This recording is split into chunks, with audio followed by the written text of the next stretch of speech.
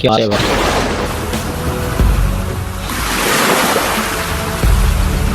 साथियों, आप अभी ये वीडियो जिस जगह बैठकर देख रहे क्या बात है? हैं वो जगह कभी अफ्रीका का हिस्सा हुआ करती थी। जी हाँ, आप सही सुन रहे हैं। पृथ्वी की ऊपरी सतह हमेशा अपनी जगह बदलती रहती है और यही कारण है कि दुनिया में कई जगहों पर भूकंप और ज्वालामुखी के फटने की खबरें आती रहती हैं। और क्या आपको पता है, दुनिया का दूसरा सबसे बड़ा महाद्वीप अफ्रीका तेजी से टूट रहा है। अफ्रीका का 1/3 भाग अफ्रीका के मुख्य भाग से तेजी से अलग हो रहा है और ऐसा अफ्रीका महाद्वीप के साथ पहली बार नहीं हो रहा है। इससे पहले भी अफ्रीका महाद्वीप का एक बहुत बड़ा हिस्सा टूटकर अलग हुआ था। क्या आप जानते हैं उस टुकड़े का क्या हुआ? तो साथियों, वो टुकड़ा लाखों साल पहले अफ्रीका महाद्वीप से अलग होकर एशिया महाद्वीप से जा टकराया, जिसे आज हम इंडिया के नाम से जानते हैं। एशिया महाद्वीप से इस इंडियन भूभाग की ये टक्कर इतनी तेज थी कि उसी वजह से हिमालय पर्वत श्रृंखला का निर्माण हुआ। उस टक्कर से इतनी ज्यादा तबाही हुई, इसका अंदाजा लगा पाना काफी मुश्किल था। चारों ओर भूकंप के झटके आए और वो भी कुछ दिनों के लिए नहीं बल्कि सालों तक। कई बड़ी ज्वालामुखियों का निर्माण हुआ, लेकिन ऐसा होता क्यों है?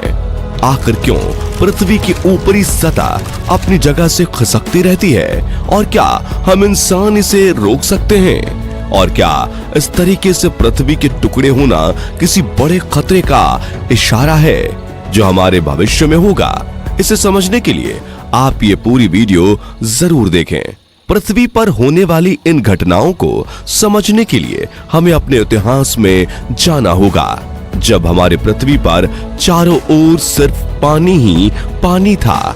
उस समय धरती पर किसी भी प्रकार के जमीन का कोई नामो निशान भी नहीं था।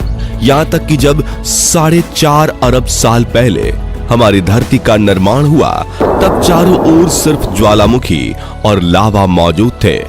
लेकिन धीरे धीरे पृथ्वी का तापमान काफी कम हो गया और ऐसा माना जाता है कि करीबन 2.5 अरब साल पहले धरती पर पानी बना और जो पृथ्वी लावा और ज्वालामुखी का घर हुआ करती थी, धीरे धीरे शांत हो गई, जिसके बाद पृथ्वी पर चारों ओर सिर्फ पानी ही पानी था।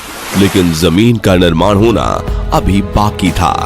धीरे धीरे पृथ्वी की ऊपरी सतह ठंडी होने के कारण शांत हो गई, लेकिन पृथ्वी के अंदर अभी भी लावा भरा हुआ था, जिस वजह से हमेशा पृथ्वी पर ज्वालामुखी फटते रहते थे, जिसकी वजह से धीरे धीरे धरती की ऊपरी सतह पर कई छोटे छोटे द्वीप बन गए और इन्हीं द्वीपों के जुड़ने से हमारी पृथ्वी के पहले सुपर कॉन्टिनेंट का निर्माण हुआ, जिसके बाद कई बार ये महाद्वीप टूटते और जुड़ते रहे। क्या आपको पता है कि आखिरी सुपर कॉन्टिनेंट जो हमारी धरती पर बना था, उसे पेंजिया महाद्वीप के नाम से जाना जाता था और उसी के धीरे धीरे टूटने से ही आज के पृथ्वी पर मौजूद 7 महाद्वीपों का निर्माण हुआ है।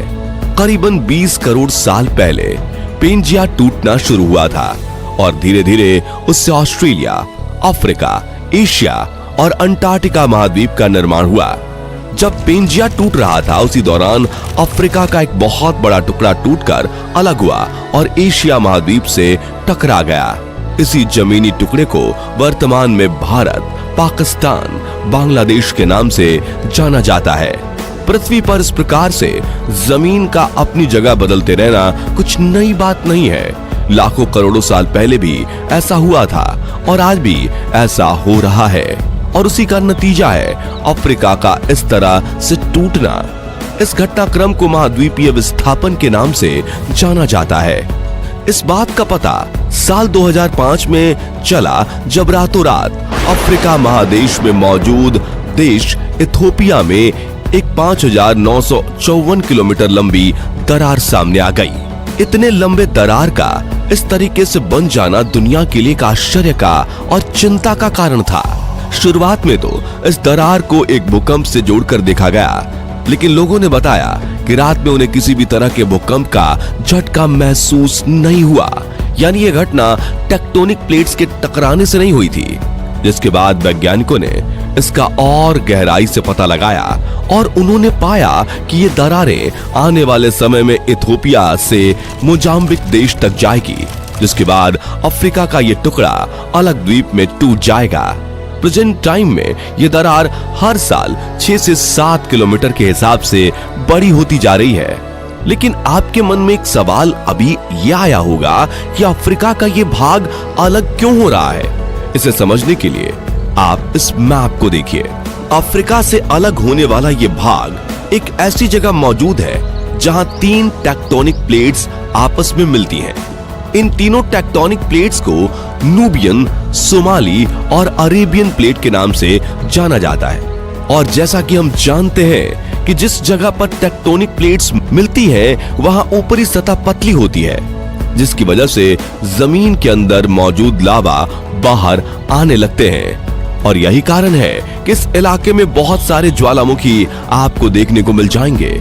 अफ्रीका महादेश को इस तरह से टूटने में एक लंबा समय लगेगा, लेकिन इसके बावजूद ज्वालामुखी और भूकंप की घटनाएं यहाँ कभी भी हो सकती हैं, जिसकी वजह से वैज्ञानिक ने यूएन और इसके इलाके में मौजूद देशों को इस बात की जानकारी पहले ही दे दी है। वहीं अगर बात करें भविष्य की, तो आने वाले समय में अफ्रीका के इस भाग में दरार बड़ा होता जाएगा और धीरे धीरे इस इलाके में पानी भर जाएगा और अफ्रीका का ये टुकड़ा हमेशा के लिए अलग हो जाएगा। वैज्ञानिकों का मानना है कि ये टुकड़ा बाद में धीरे धीरे गति करता हुआ एशिया से जा टकराएगा और आज जहां भारत, पाकिस्तान और श्रीलंका मौजूद है, वहीं पर यह भाग मिलेगा। लेकिन वैज्ञानिकों का मानना है कि ऐसा होने में लाखों साल लगेंगे। अब मन में सवाल आता है कि क्या होगा जब ये टकराव होगा, तो इसका जवाब हमें अपने इतिहास में मिल चुका है। जिस तरीके से इंडियन सबकॉन्टिनेंट के एशिया से टकराने से हिमालय पर्वत का निर्माण हुआ था, उसी तरीके से हमें एक और बहुत बड़ा माउंटेन रेंज देखने को मिलेगा। लेकिन अगर हम उस तबाही को झेल पाएंगे या नहीं, क्योंकि उस टकराव से इतनी तबाही होगी जिसका अंदाजा लगा पाना नामुमकिन है। भारत का मुंबई, गुजरात और कर्नाटक के हिस्से सबसे पहले इस टकराव के सामने आएंगे और पूरी तरीके से तबाह हो जाएंगे। उसके बाद पाकिस्तान के कराची और श्रीलंका के पश्चिमी भाग की बारी आएगी।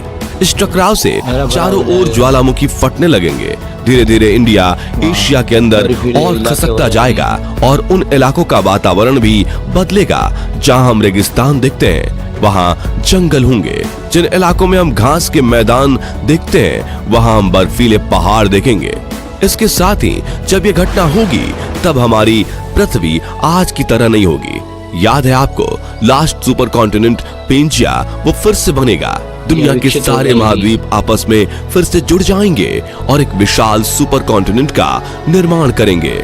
लेकिन क्या पता, ये देखने के लिए हमारी प्रजाति मौजूद भी रहेगी या नहीं। हो सकता है कि हम बहुत ही विकसित सभ्यता बन चुके हों और इन घटनाओं से बचने का तरीका खोज सकें। विश्वास मानिए, वो दुनिया कमाल की दुनिया होगी। अफ्रीका का महाद्वीप के अलग होकर भारत से टकराने वाली थियरी रॉयल लेमूर ने साल 1990 में दी थी, जिसके बाद कई भूवैज्ञानिकों ने इस थियरी को एक्सेप्ट किया। वहीं कई दूसरे भूवैज्ञानिकों ने इसे नकारा भी। इन वैज्ञानिकों की यह थियरी कितनी सटीक होगी, यह आने वाला समय ही बताएगा। तो फ्रेंड्स, आज के वीडियो में बस इतना ही। अगर आपको ये वीडियो पसंद आया हो तो इसे लाइक और शेयर करें। ऐसे ही इम्पोर्टेंट और नॉलेज वाले वीडियोस के लिए इस चैनल को सब्सक्राइब और फेसबुक पेज को फॉलो करें। धन्यवाद। मगर मेरा कोई विश्वास नहीं है कि ऐसा भी हो सकता है।